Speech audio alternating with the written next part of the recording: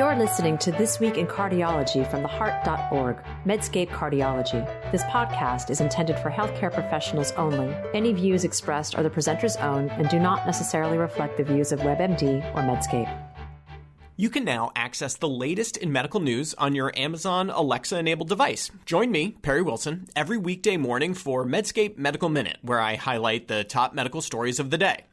To add Medscape Medical Minute to your flash briefing, search for Medscape Medical Minute on Amazon and click Enable. Or open the Amazon Alexa app, go to Skills, search for Medscape Medical Minute, and click Enable. Then say, Alexa, what's the news? Or, Alexa, what's my flash briefing? I hope you'll join us. Hi, everyone. This is John Mandrola from theheart.org, Medscape Cardiology, and this is This Week in Cardiology for November 4th, 2022. This week, AFib conversion in the emergency department, hormone replacement therapy, less is more, and a shining example of evidence-based medicine, multimorbidity, and a brief AHA preview. Okay, let's talk about AFib conversion in the emergency department. JAMA Network Open has published a study looking at the conversion of AFib in the emergency department with IV potassium and magnesium infusions.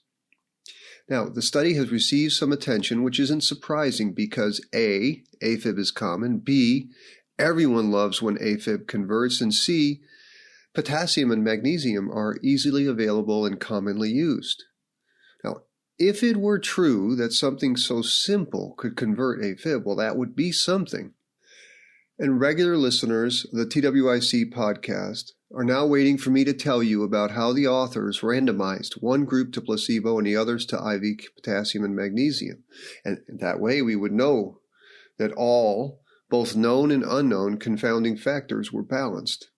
But that is not what the authors did. Instead, the authors from the University of Vienna used a registry that they kept in their very busy emergency department and looked back at two non-randomized groups. The authors considered all adult patients with AFib who presented to the ED from 2008 to 2020. The intervention was an infusion of potassium and magnesium. Some patients received it, some did not, and a doctor decided whether to use it. The primary outcome was the probability of spontaneous cardioversion in the emergency department. Now, the authors used complicated statistics to balance these groups, a multivariable cluster-adjusted logistic regression, to estimate the association between potassium and magnesium administration and the probability of conversion.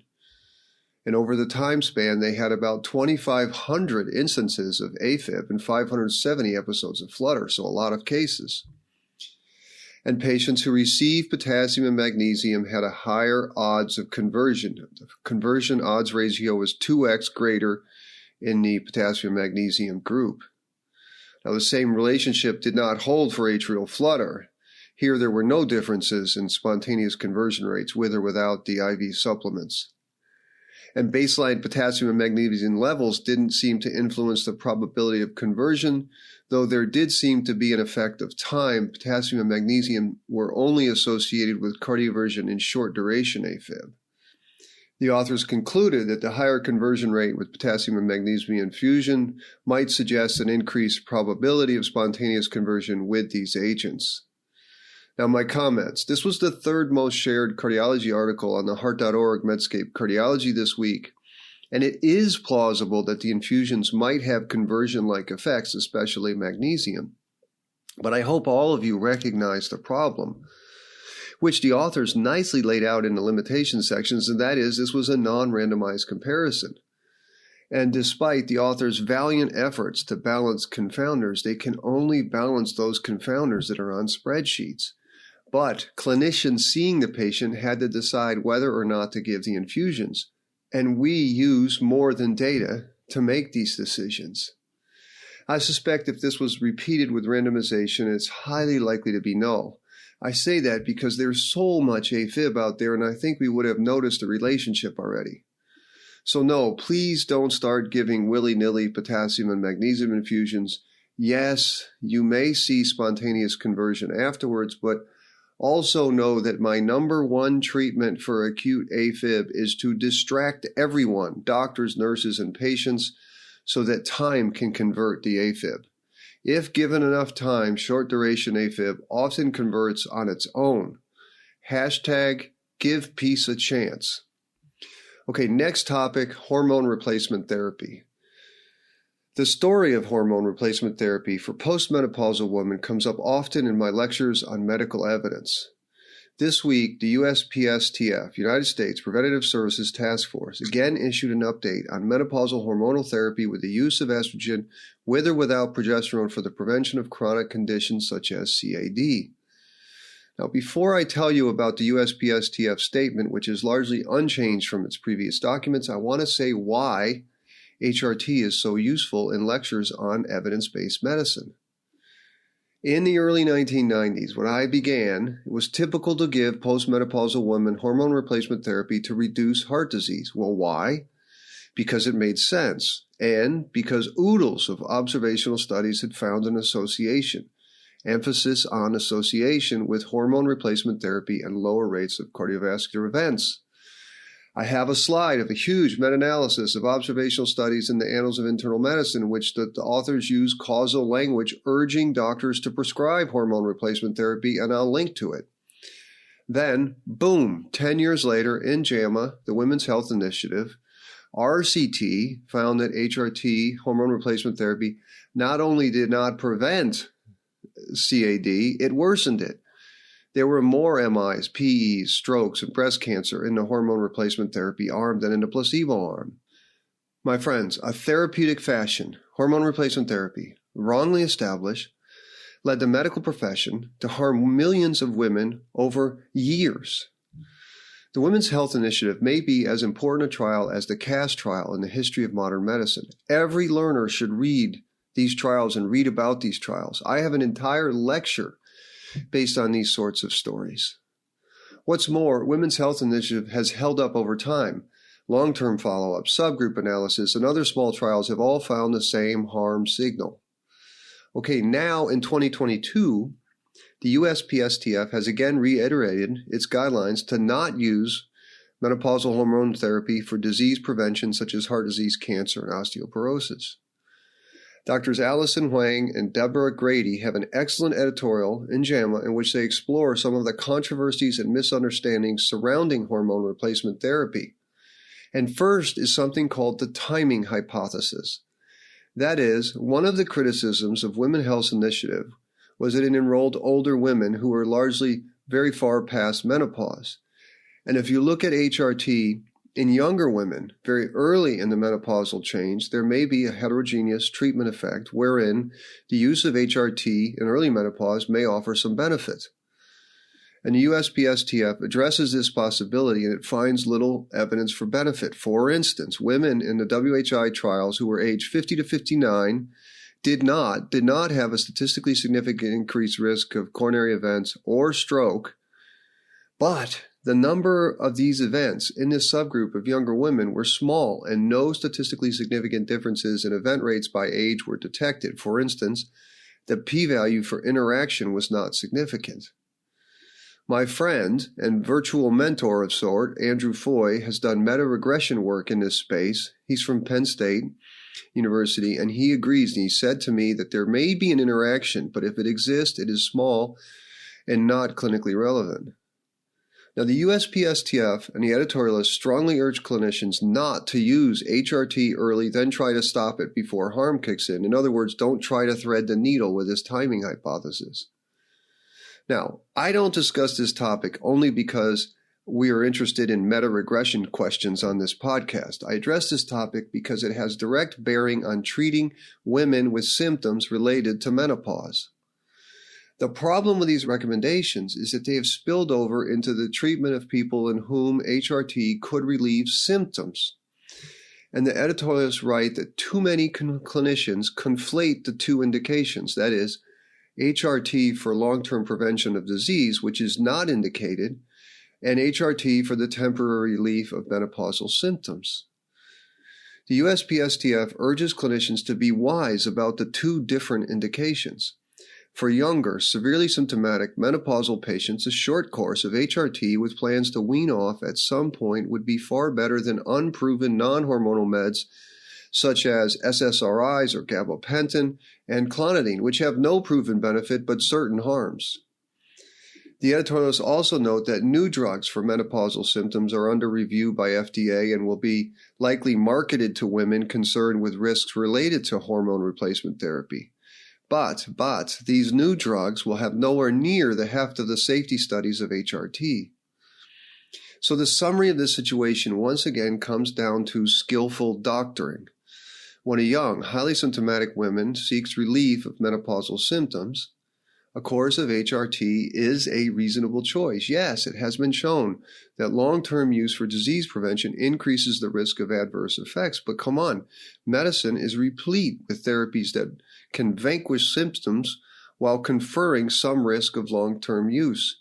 Say, nonsteroidal anti-inflammatory drugs so patients can walk without pain.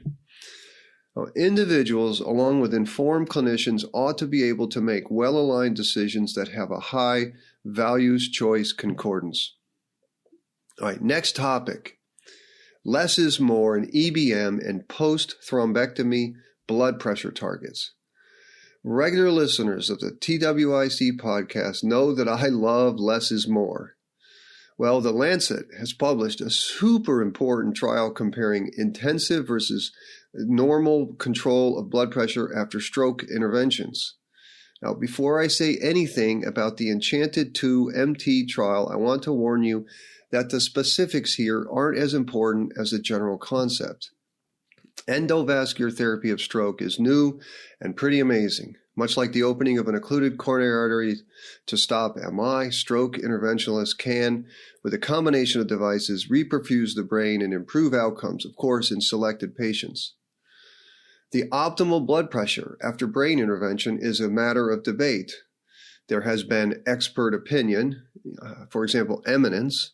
There has been observational studies, which are near worthless, and a small trial suggesting no difference in recovery with more intensive blood pressure versus standard blood pressure targets.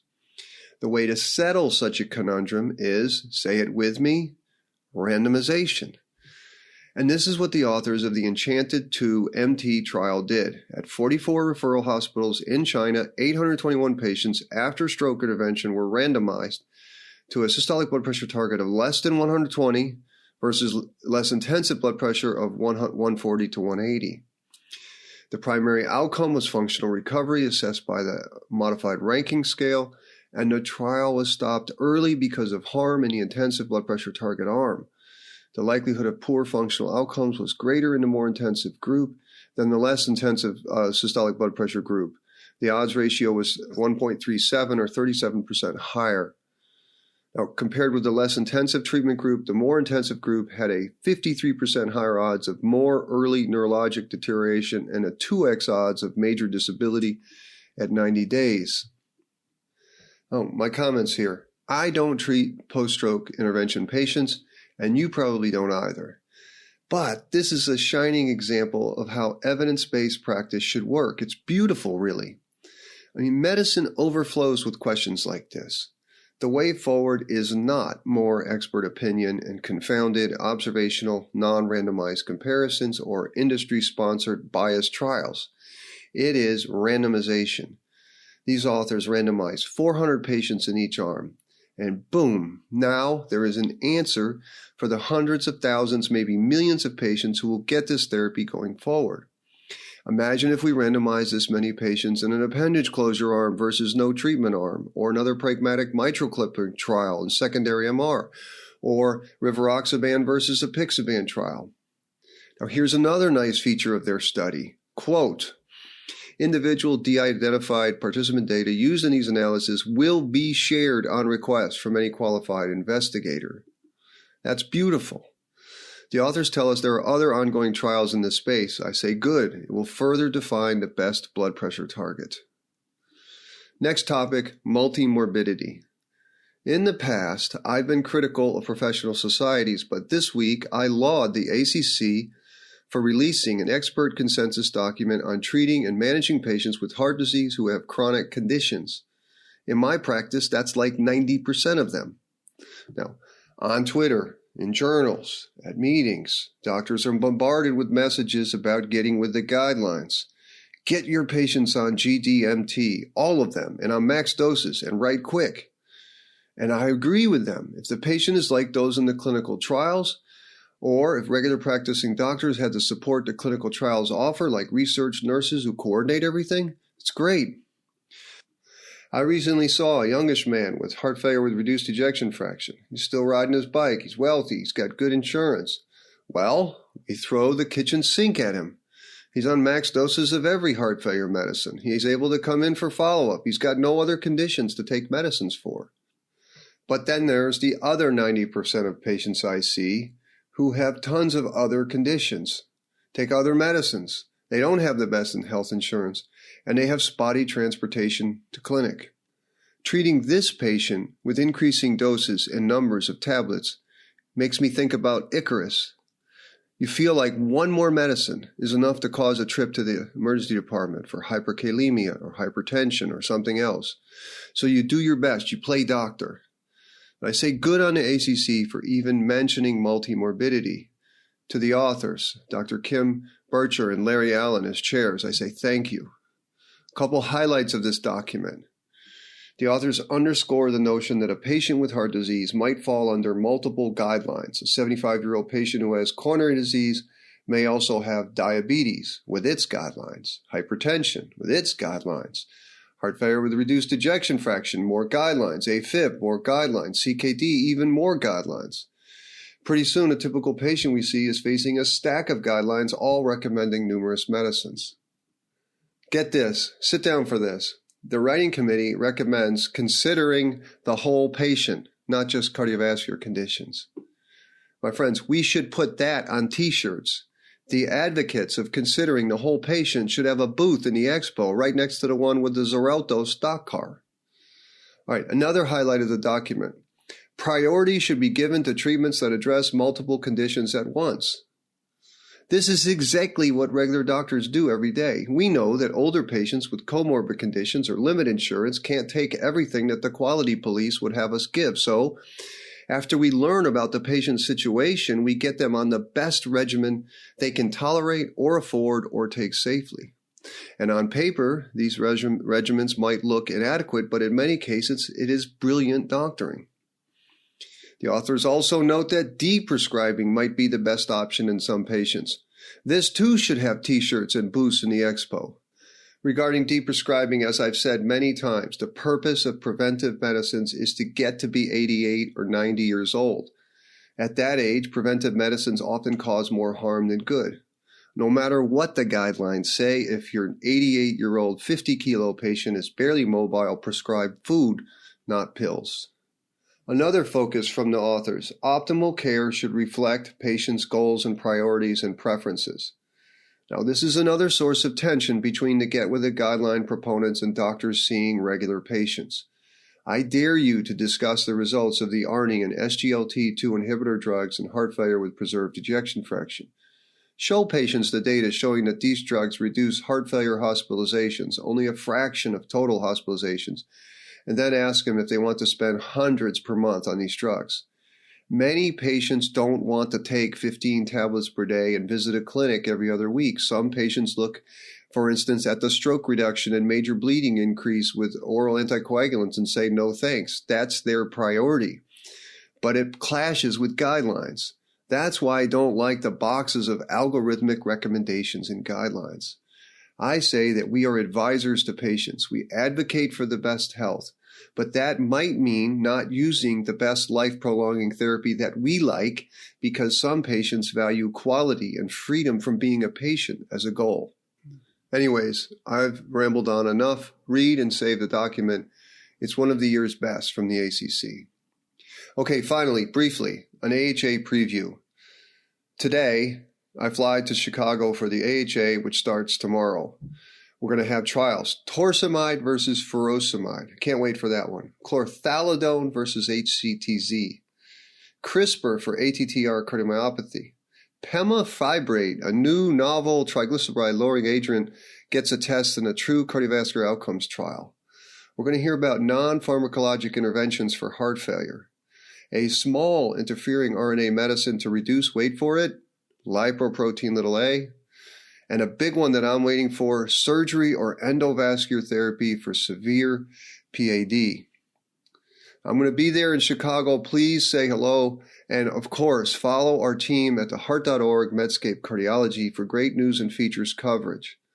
Patrice Wendling, Steve Stiles, Mitchell Zoller, Susan Jeffrey, Sue Hughes, and of course my boss, features editor Tricia Ward, will all be there covering the meeting. And don't forget the EMPA kidney trial from the ASN meeting. This trial reported positive results in a press release in March of this year, and we're going to learn the results of that trial. Recall that DAPA-CKD significantly reduced renal outcomes, and you expect similar results from EMPA kidney, especially since the company has pre-released positive results. So that's it for this week in cardiology. As always, I'm grateful that you listened. We had a few more ratings this week and a couple comments, and I really appreciate those. Again, my friends, if you like this podcast, one way you can say thank you is to give us a rating. Write us a 1 or 2 sentence review on whatever podcast app you use. These things help other people find us. So thank you. Until next week, where I'll have a full AHA recap. This is John Mandrola from theheart.org Medscape Cardiology. You're listening to This Week in Cardiology from theheart.org Medscape Cardiology. This podcast is intended for healthcare professionals only. Any views expressed are the presenter's own and do not necessarily reflect the views of WebMD or Medscape.